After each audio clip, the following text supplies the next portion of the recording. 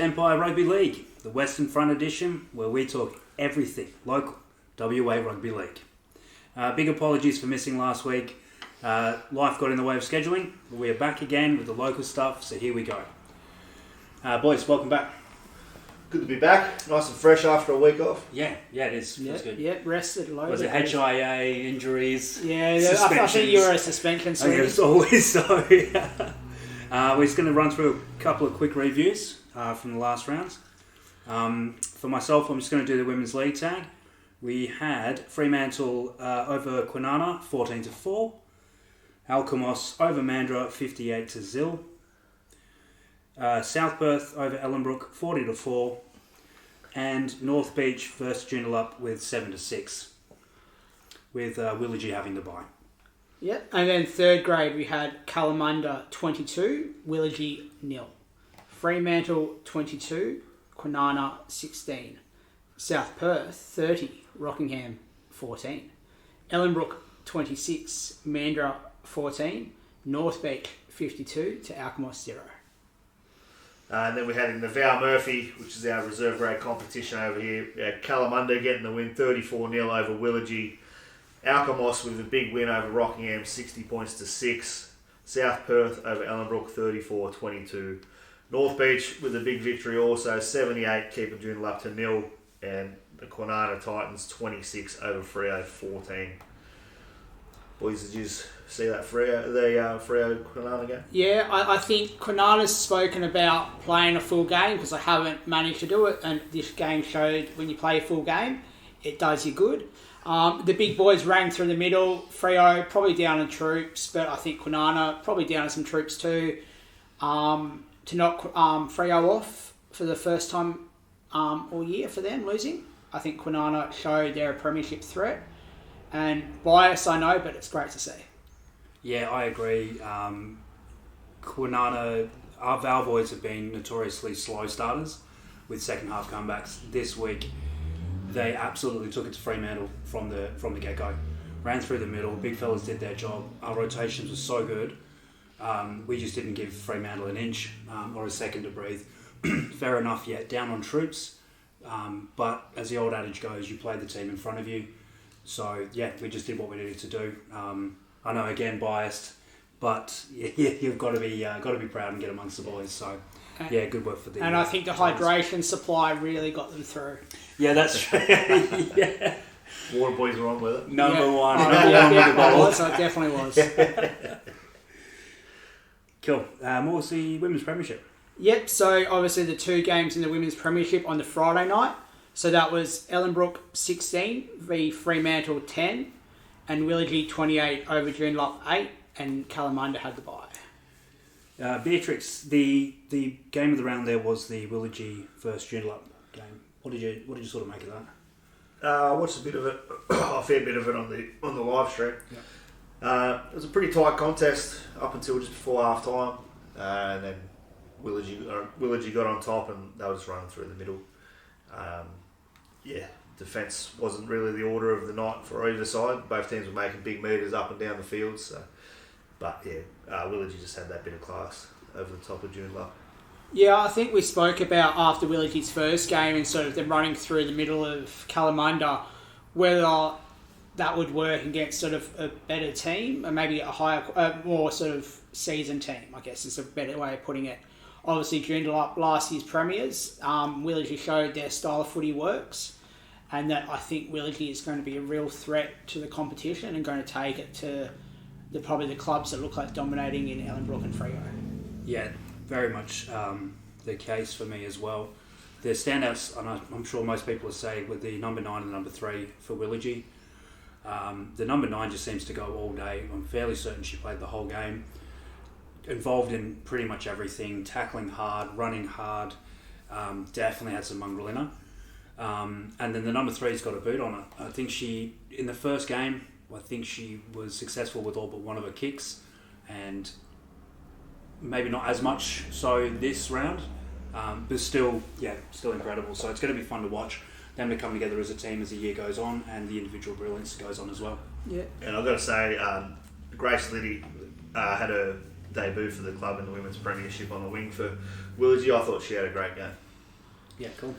Cool. I mean, then looking at that other game, Ellenbrook obviously edging it out by 6 points, but I think we all like the opinion this was going to be a close game with our tips. I think we were quite split, and I think that score shows that if Freo had taken it to Ellenbrook like that Freo is the real deal, and to knock off either of these teams, I think it's going to take a big effort from any of the other three clubs in the comp. Yeah, correct. Yeah, I dare say, like, looking at how close that score is, I think it's really probably come down to the class of the halfback for Ellenbrook. You know, Absolutely. Kaylee probably got him over the line, that bit of class. You know, she's a great player. Yeah, well, that's it. And, Good management, good understanding. Yeah. Just to jump forward for half a second there, we're really lucky that this week's pathway game is the Bears versus Rabbitohs. So it's going to be fun to either catch that on the live stream as well. Moving quickly on to men's premiership. We had South Perth 60 over Rockingham 6, North Beach 40 over Joondalup 0, and Willagee 26 over Fremantle 20. So we'll just go from the top with this one, boys. At 60-6, I picked Sharks. I thought maybe this would be the game where they start and they get things going. That proved less to be the case as South Perth put what appears to be an absolute clinic on. Yeah. Beatrix. Okay. I think, again, obviously not seeing any of this game because it wasn't the live stream game. Well, it was, sorry, but I was at another game. Okay, I remember. Yeah. I was watching another game, fans, that's right.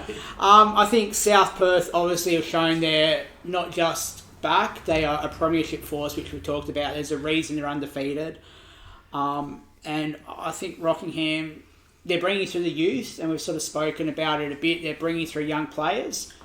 In the long term, these losses might be hard, but I think in the long term it will benefit those kids. It will benefit them to see what first grade's like, to get the runs under their legs, and to improve for next year. So I think South Perth cementing that first grade dominance. Yeah, Rockingham. A lot of injuries, and they did lose, from what I've heard, they lost 18 players that played first grade last year. Through the year, they've lost them this year, so they're short on troops as it is. But on your point there, Morgz, they're bringing the youth through a year, which is great, give them a bit of exposure, but it'll be awesome if they could bring them in 1 week or 2 weeks and then give them a spell in reserve grade, or just have a week off, or go back to 18s or something like that if that was a possibility. But they just don't have the depth at the moment, and you could see that by the scoreline in the reserve grade game as well. Like, where's the players coming from? Obviously, these young kids are the quality, but it's a two-edged sword. Yeah, it might be like good character building in the future, but at the same time, you don't want to burn them out at such a young age. If they're doing this week to week, going out there and just getting battered, sort of what condition are they going to be in next year, and what sort of, like, both mentally and physically, it's not going to be. So it is a bit of a concern, but they're due to get a few players back. It'd be good to see Big Benny Bolf back on the field, leading the team around again. But yeah, until the injuries come back, I can't see things going the other way. Yep. So I mean, look, then Sweeney, anything else from you for that one? Well, no, yeah, I kind of agree with Beatrix on that about the week in, week out demands of the game, especially on these younger guys. It will take a mental toll. It has to.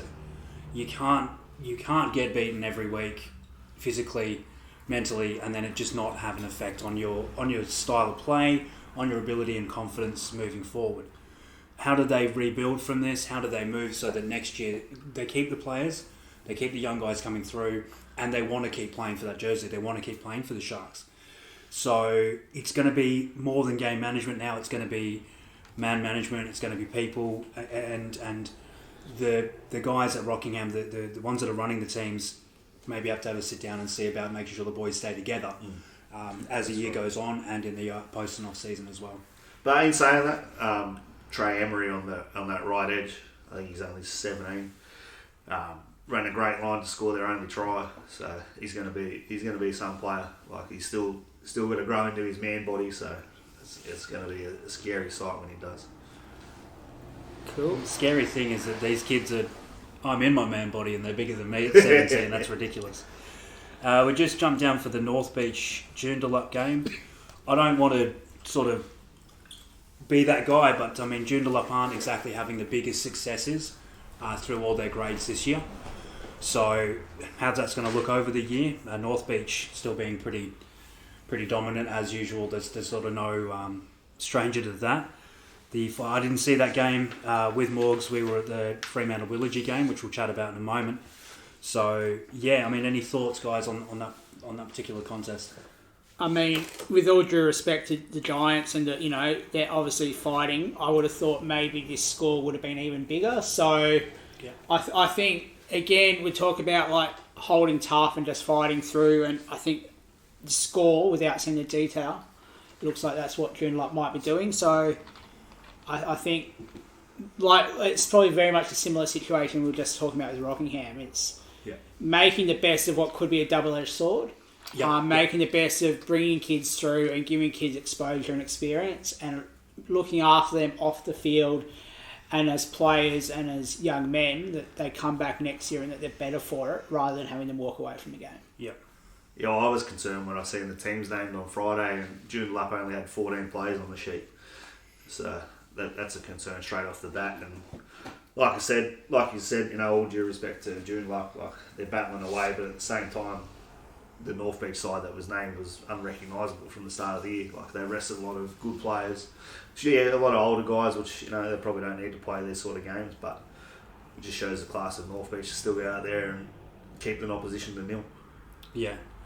Look, I mean, you guys might know this a little bit better than me, but over the course of the last few years, COVID sort of not being taken into account, how much has teams like Alkimos and Ellenbrook coming in, have they been able to sort of pillage away from Joondalup, or has there been a carryover for other teams coming in that may have seen a bit of an exodus for Joondalup and their players? Yeah, 100%. Well, you look at the 2020 grand final when Joondalup won it, and then the next year it was like 6 or 8 of them that have gone over to Alkimos. Yeah. And they're playing for Alkimos. Yeah. Like it's tore their squad apart, and then you add in some guys that have retired and moved on who were the old figureheads like Surly and stuff like that. It's the next wave is not sort of coming through, and there is that threat up there with Alkimos being up that way. But I mean, it's Ellenbrook as well to a degree, because I know for a fact, like there was guys I played with that went up to Joondalup played a year at Joondalup, knowing that they were going to go across to Ellenbrook the next year when Ellenbrook first came into the comp in 2017, I think it was. So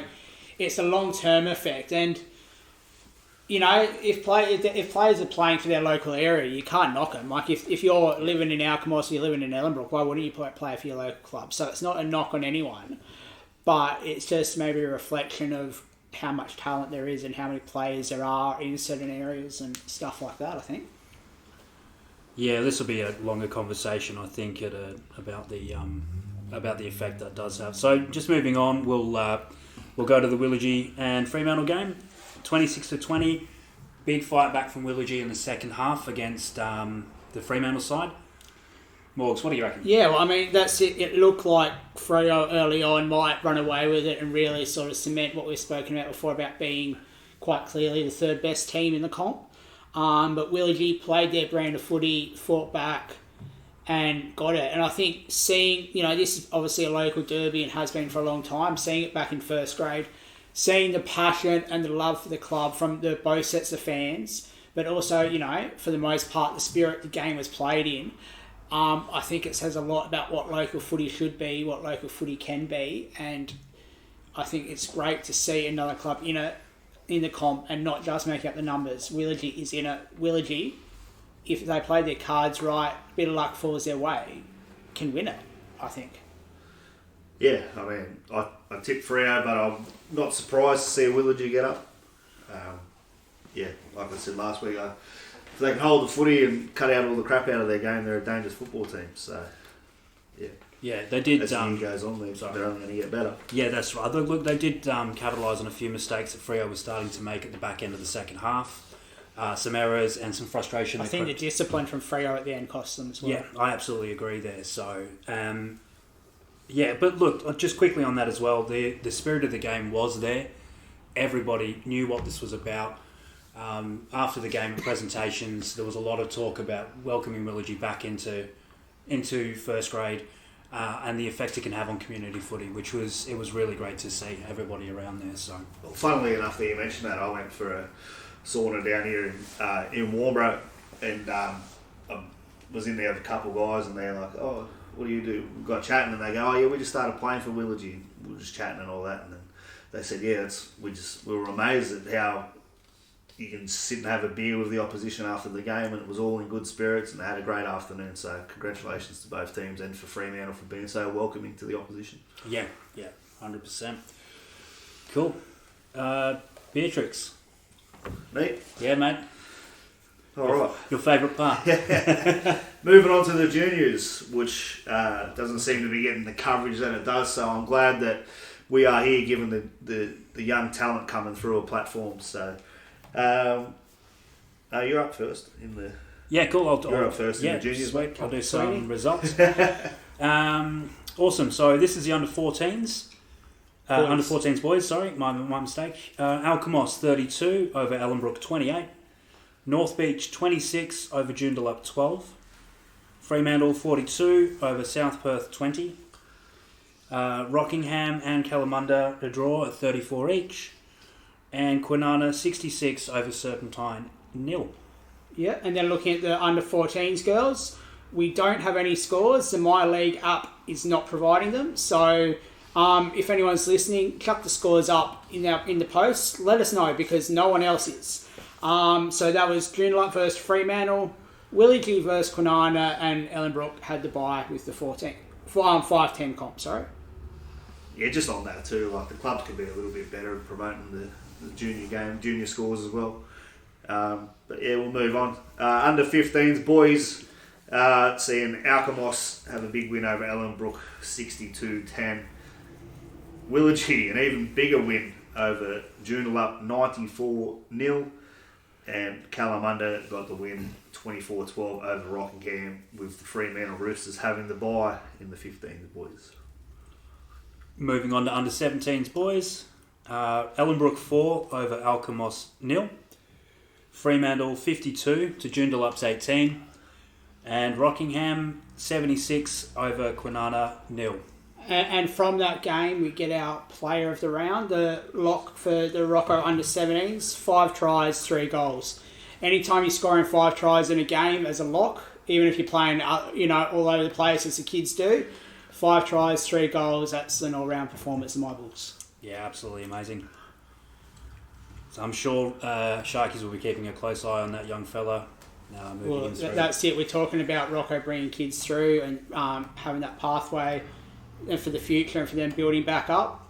There's that talent right there. Yeah, it's right there in their nursery, as it should be. Absolutely. So that's our results and reviews for the week. So Beatrix, what is the bee in your bonnet this week? Oh, where do you want to start? Juniors or seniors?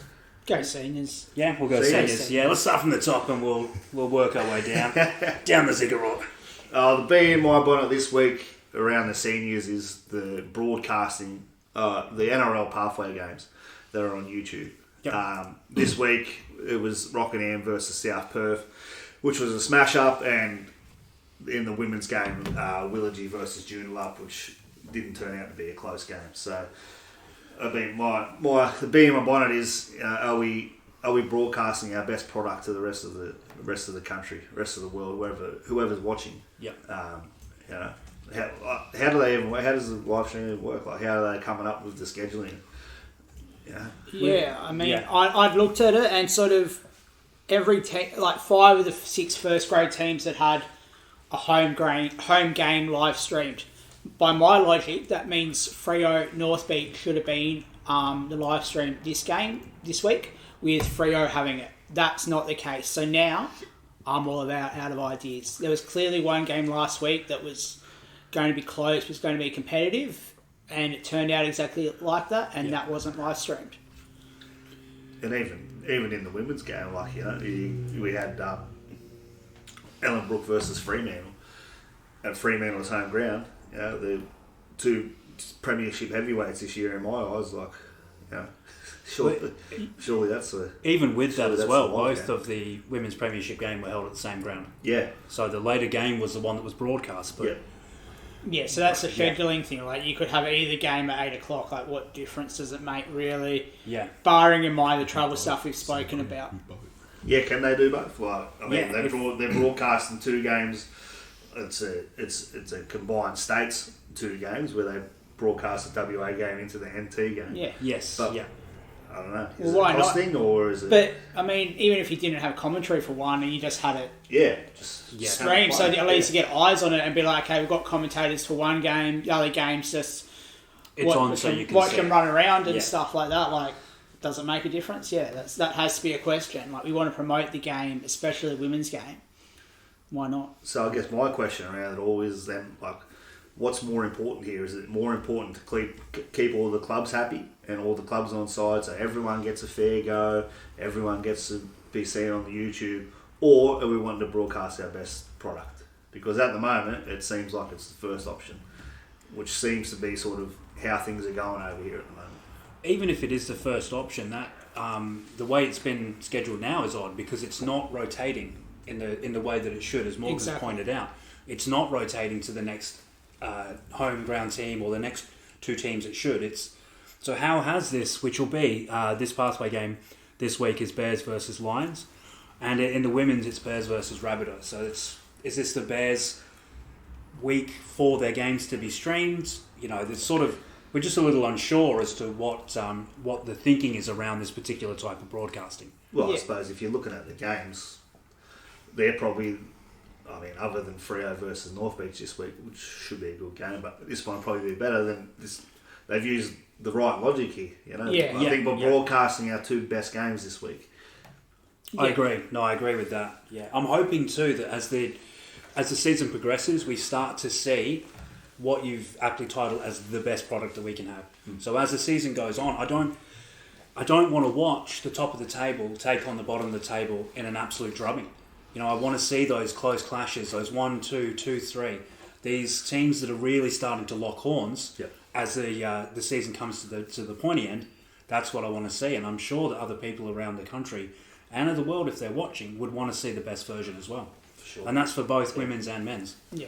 Yeah, no doubt. And if games are having to be scheduled a couple of weeks ahead because it takes time to organise all that sort of stuff, as obviously like in the NRL, you're not picking your games the week before. If that's the case, have that stuff out there on social media saying this is the live stream game in 3 weeks. People can then plan what they're doing, people can know it, people can see it and be aware. Like, if that's what you have to do, tell us what's on so we know and we can plan accordingly. We as fans, if we're free, we can get down to the games. That's it. Or go to another game if it's men's because you know that game's available to watch live stream later. That's right, yeah.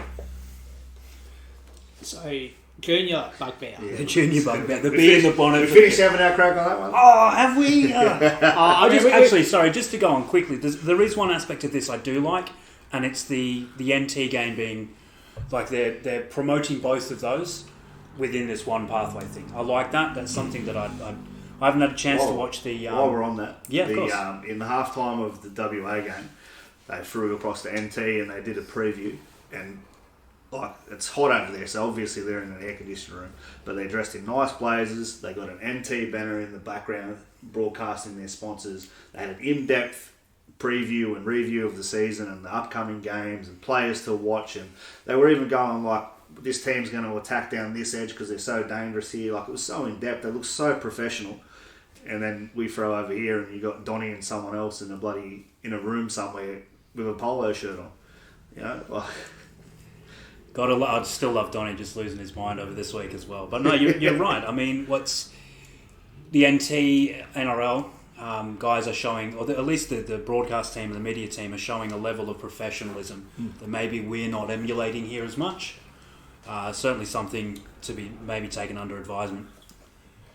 So the junior bee in the bonnet, the junior bugbear.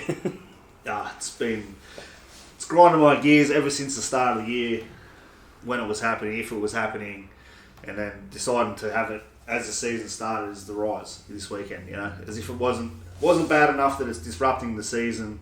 The schedule comes out, and it's on the Saturday. All the boys play two 30-minute games. So it's not even a full game of footy. It's not even a proper game of footy. And then on the Sunday, they play one 25-minute game.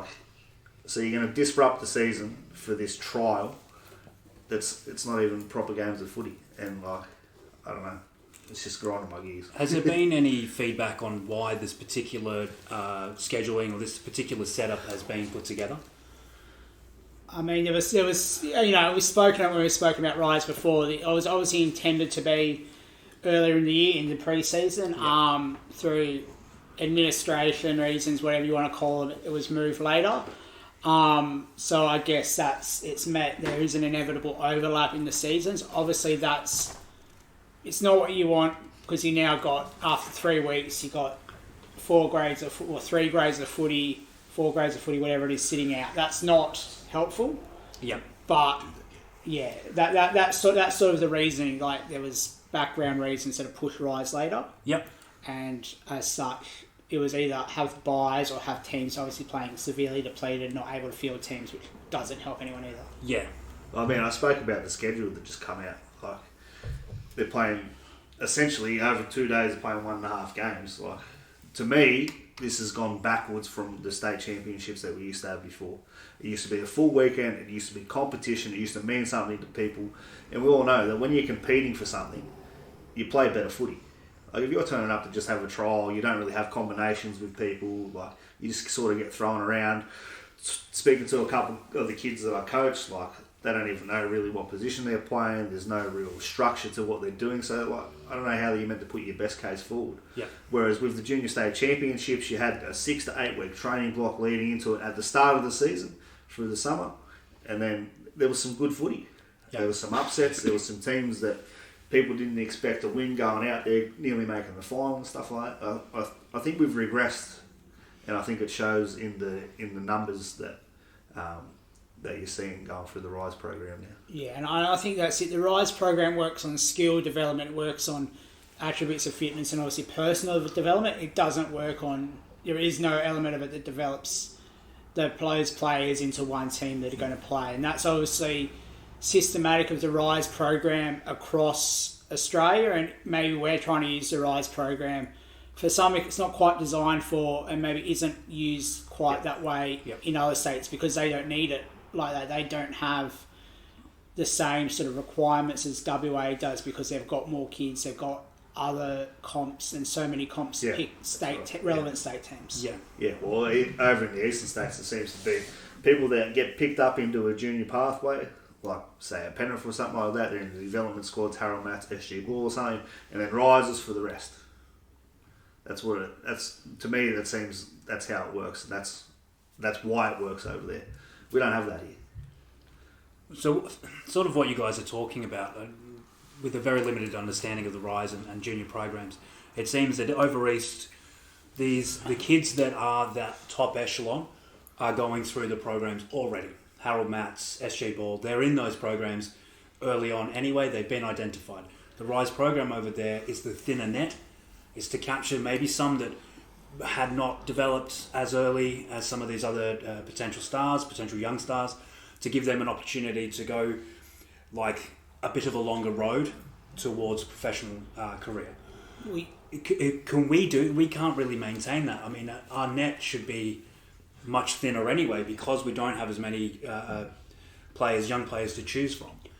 Well, yeah, I mean, so that's it. And obviously, like, Harold Matts is under 17, so Rise is up to under 15. Okay. So I guess the idea is that kids are doing this and then feeding into the thing, but the reality is clubs are looking at academy squads and whatever they call them as ways of farming players in preparation for Matts or SG Ball and into those senior comps. So, I mean, I guess maybe the hope and the ideal is once the Bears come in and, you know, squads are developed around that. The same system can work here. We take the Storm logo off the Rise shorts and we put on the Bears logo. The Bears logo goes on the NT shorts, and that's that pathway. And that's sort of that's, you know, obviously we touched on that, but again, it's that argument, I guess. No, that's what I'd like to know, like, is like over here to make the 15 state team, it's compulsory that you go through this Rise program, which people have just turned up last week and not done the full program, and they're going to play on the weekend, be eligible to be selected. Like over in New South Wales, do they have to go through the RISE program to be chosen in New South Wales CHS or anything like that?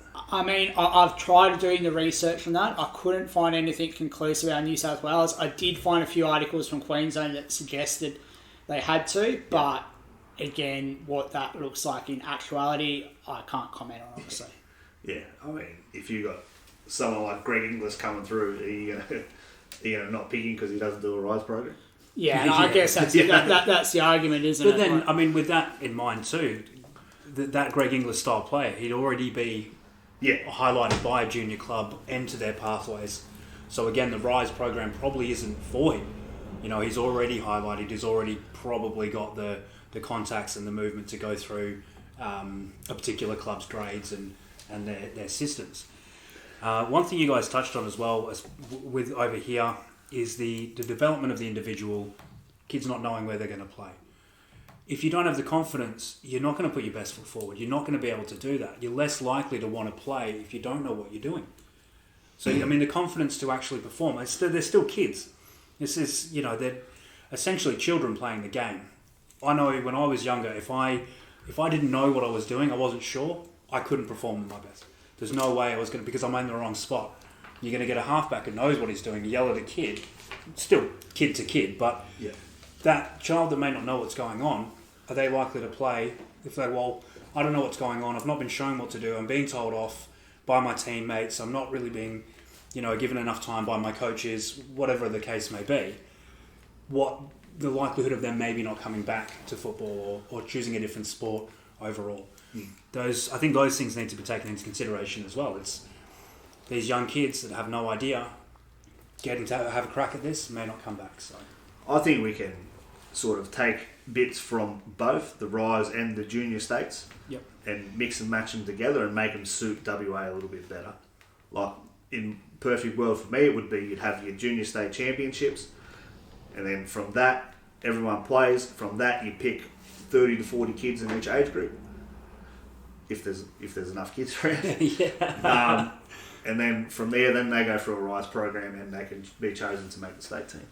Yeah. So, I mean, I guess, you know, and we're talking about this, and obviously we're highlighting some negatives, but the reality is RISE is on this weekend. It's so basically how it's working, there's under 15 girls, under 13 boys, under 15 boys. So the teams are, and for those that don't know, it's basically divided into 3 regions. So you've got your southern teams, which is basically Rockingham, Kwinana, Mandurah and Serpentine. Central, which is Willagee, South Perth, Freo and Kalamunda. And North, which is the remaining teams, obviously North Beach, Alkimos, Joondalup and Ellenbrook. So it's split into 4 areas. With that, obviously the girls are just playing sort of one game, which is obviously not great, but they're playing as 2 central teams because it was just identified there wasn't the girls to have teams throughout. For the 13 boys, each zone has 1 team, and they'll play each team twice, meaning they play 4 games over the weekend on Saturday and Sunday. The 15 boys, there is 2 teams from Central, 1 from North, 1 from Southern. So again, they'll play each other a couple of times. It's all at George Birdneck Park, South Perth, so as central as you possibly can. So again, I know we're highlighting, you know, areas where you can see that things could be improved, but if you're around, if you're not at senior footy on Saturday, if you've got nothing else on Sunday, go down, support the kids. It's going to be good footy. You know, you've got a whole lot of good kids playing, and it's about supporting juniors and, you know, just going down and support. I'd love that. Yeah, game started at 10 o'clock on Saturday, run through till 4 p.m, last game, and then on the Sunday, games kick off at 9:30, with the last game being at 4:30. So so that's it. Even just if you're in the area, pop your head in for a few games, watch a bit of local talent, because there is plenty of it. Spend some money at the canteen. Always spend money at the canteen. Yeah, well that's it. No matter what ground you're at, it's always the canteen should always be your first point of call, shouldn't it? If anybody out there wants to do a reviews of the canteens, just get in contact. We'd love something like that. Always up for a review of the burgers. Or the chips. All the burgers, all the Pluto Dagwood Pups, Dogs, Dagwood yeah, Dogs, Dagwood Kiwi Dogs. Dogs. Let's not open that debate today, eh, boys? While we're on it, boys, North Beach has got the best burger in the comp. There we go. It's been said. Anyone from North Beach, anyone else wants to say, chuck it down. So we've just chatted about the Rise. Let's have a go through the other games that are on this weekend. So Rise is on. So our under 14s boys, under 14s girls, 15s boys, all on a full round bye. So we've got the under 17 boys. We've got Ellenbrook versus Joondalup, Rockingham versus Alkimos, and Kwinana versus Freo. Yeah, That's it for junior. That's the junior games. That's literally what's up. Yeah, that's it. Yeah. Yep. Cool. Yeah, there is some league tag, but no game times. No, nothing up there. There will be another game for you to watch. Yeah, there'll be if some you're around guarantees. the So ground. keep an eye on your local club's socials, and the times will be posted, I'm sure. Support the canteens there too. Always. Always sweet. So our women's league tag games this weekend are going to be Joondalup versus Mandurah at Admiral Park, Alkimos versus Ellenbrook at Heath Park Sports Ground, Fremantle versus North Beach at Trevi Community and Sports Centre, and Willagee versus South Perth at Weber Reserve, with Kwinana Women League Tag having the bye. Yeah, so then third grade, we have Mandurah versus Rockamore. Okay, there you go. For all you fans, Rockamore is your new team. So Mandurah versus Rockingham, the local Southern Derby, happening at Admiral Park in Joondalup. Yeah. So make note of that. Alkimos versus Kalamunda up at Heath Park Sports Ground. And now that's in Eagleton, so that's Alkimos' home ground. Yeah. Also there is Kwinana versus Ellenbrook. Fremantle versus North Beach at Treeby Community and Sports Centre, and Willagee versus South Perth at Weber Reserve. Then in Val Murphy, we've got Joondalup versus Rockingham at Admiral Reserve, Fremantle versus North Beach at Treeby Community and Sports Centre, Willagee and South Perth at Weber Reserve. Then we've got Alkimos Kalamunda at Heath Park Sports Ground, and Kwinana and Ellenbrook at that ground also. From what I've been led to believe on socials, this is the launch of new facilities at Alkimos' home ground, so there should be a big crowd down there. We spoke about supporting the canteen before, so if you're at the ground, let's pump as much money as we can into Alkimos, get the new ground started off on the right foot, and build up from there. Yeah, it's good to see. Alkimos obviously been in for a while and not had a lot of home games, so it's good to see. There's a lot of work around a lot of clubs, local grounds, getting some work, and Alkimos is sort of leading that way. So it's good to see upgrades, facility freshen ups at grounds, because let's face it, we love good facilities. Any tips for Val Murphy, boys? Okay. I will go. I'm going to go Rockingham over Joondalup. I think Joondalup haven't been doing too good across grades. This will be. Should be a win for Rockingham. I'll go with... This one's a difficult one, but I'm going to go with Kalamunda over Alkimos, Kwinana over Ellenbrook, Fremantle over North Beach, and Willagee over South Perth. Yeah, cool. Yeah. For me, I'm going to go Joondalup versus Rockingham, Kalamunda to get up over Alkimos, Kwinana definitely to get up over Ellenbrook. Sorry, Ellenbrook. North Beach up over Freo, and South Perth up over Willagee, I think. I'm going to go Joondalup, Alkimos to christen their new ground with a win. Kwinana, North Beach. North Beach get a lot of form there, and South Perth. Awesome. Okay, and so that's obviously on Saturday. Moving on to the Women's Premiership, which is again Friday night. We've got Willagee versus Ellenbrook at Weber Reserve, and Kalamunda versus Fremantle at Weber Reserve. So what stands out to you boys with those games? Well, first of all, the Willagee versus Bears game is the Women's Pathway game, so that'll be the live stream game on Friday night. Both of these games are being held at the same ground again.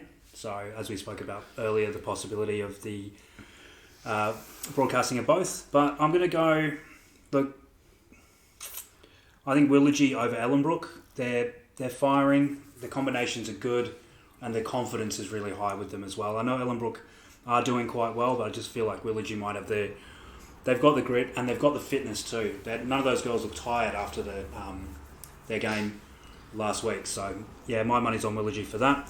And I'll have to go with Fremantle over Kalamunda. Yeah. For me, I think Ellenbrook. I think Willagee's shown a lot of skill, a lot of class, a lot of razzmatazz, but I think the hard, calculated style of Ellenbrook will get him over the line. But I think this will probably be, a really, really good game of rugby league, and I just encourage everyone to, jump on YouTube. Starts at 8 o'clock, so as soon as the warm-up NRL games are finished, get into the real footy, get into the local footy. In terms of Calafrio, obviously we've spoken about Kalamunda, and they're fighting, they're struggling hard, but they're battling on, and that's what's important. But I think Freo in this game gets the job done. Boys, I just wanted to highlight the order in which we've previewed these games. Women's League Tag, 3rd grade, VR Murphy, Women's Premiership. Correct. How they should be played on Saturdays. Yeah, so, correct. I'm going to hammer this all year. The Women's Premiership needs to be before the men's game. Because I don't know if you watched the live stream last week, but there was nobody there to watch. And I can't blame them. No, that's it. It's a big hike, especially if you're coming from Ellenbrook or Joondalup down to Willagee at 8 o'clock to play an 8 o'clock game. It finishes at 9-ish, having to travel back, knowing that you're playing or setting up a ground the next you're not day. bringing your family with you to watch it, are they? Because you want them tucked in bed a lot earlier than when you're going to get home. Well, especially in the middle of winter, if it's a wet, cold night like tomorrow is meant to be. Yeah. Doesn't make for good outside viewing, unfortunately. Absolutely. But we've digressed there, so let's get this show back on the rails. All right. Was it ever on the rails? Sweeney's back, so... It's going to be bonkers. I'm going to go Willagee to push their premiership credentials and get the win at home.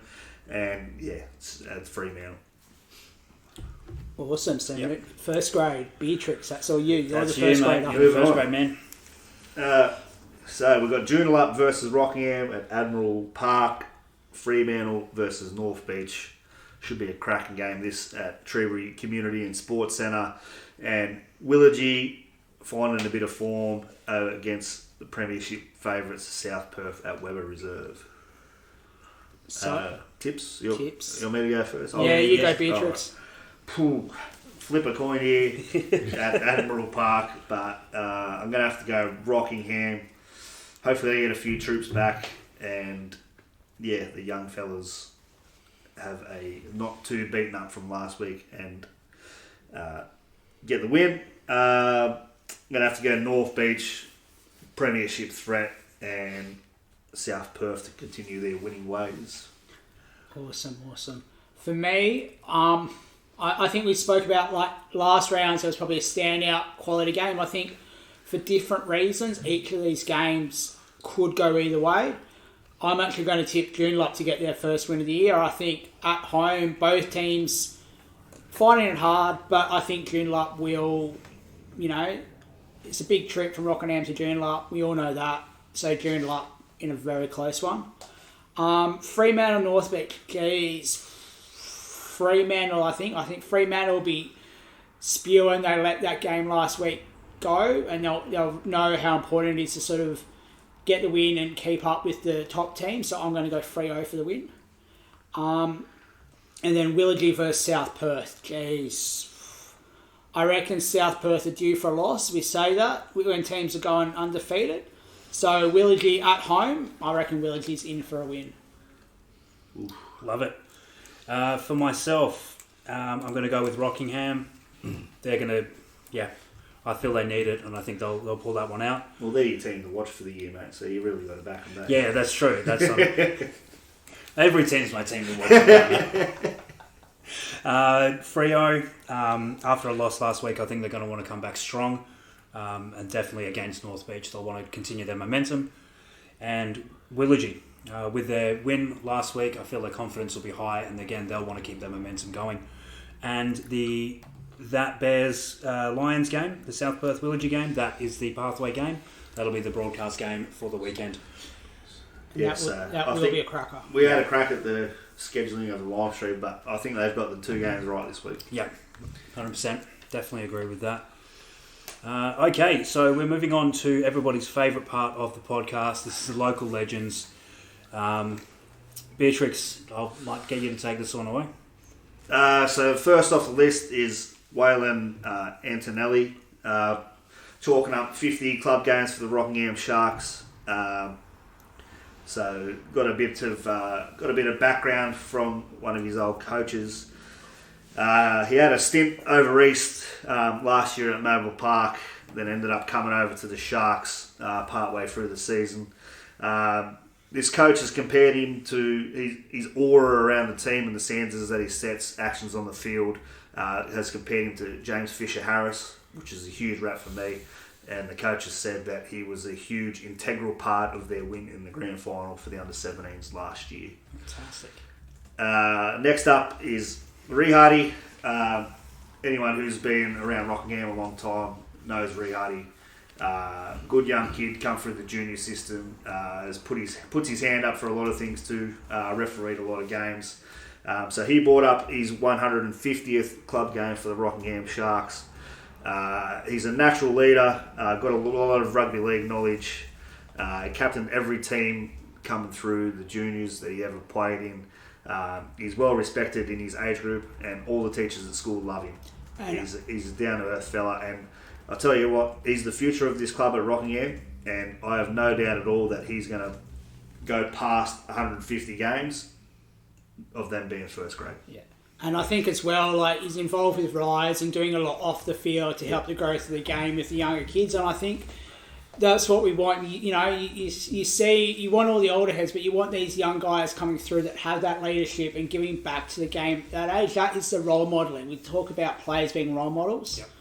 That's what I love to see. Yeah. Future of Rockingham, right there, and future of WA Rugby League. Yep, absolutely.